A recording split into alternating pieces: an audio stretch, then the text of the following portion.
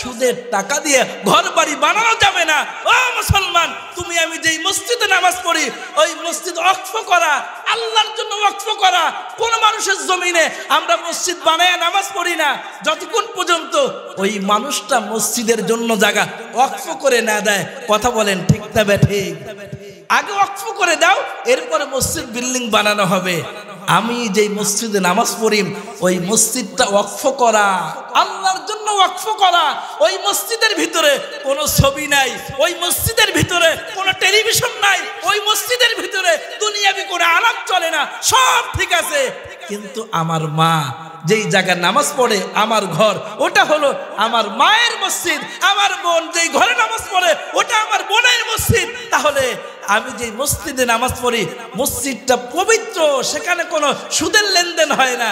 আমি সুদের টাকা এনে, আমি ঘুষের টাকা এনে, আমি ব্যাংক থেকে লোন উঠাইয়া আমি ঘর বানাইলাম।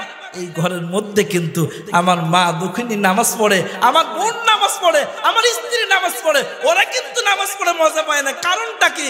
হারাম টাকার বানানো ঘরের মধ্যে নামাজ পড়লে নামাজে মজা পাওয়া, এজন্য মনে রাখতে হবে।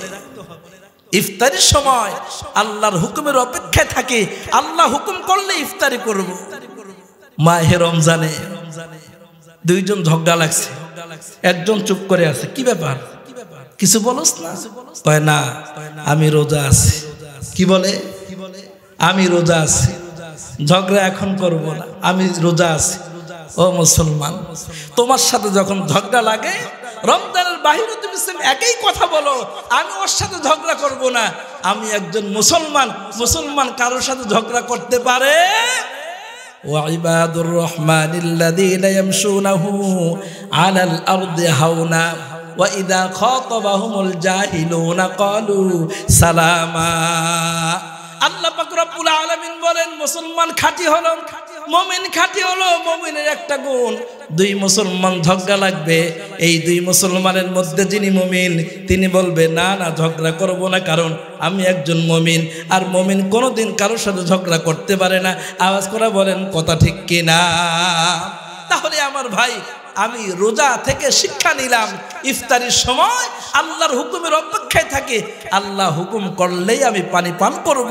এইভাবে যদি আল্লাহর প্রত্যেকটা হুকুমের ক্ষেত্রে আমি যদি আল্লাহর অপেক্ষা করতে পারি, আল্লাহর হুকুমকে মানতে পারি, তাহলেই আমি পরিপূর্ণ মুসলমান।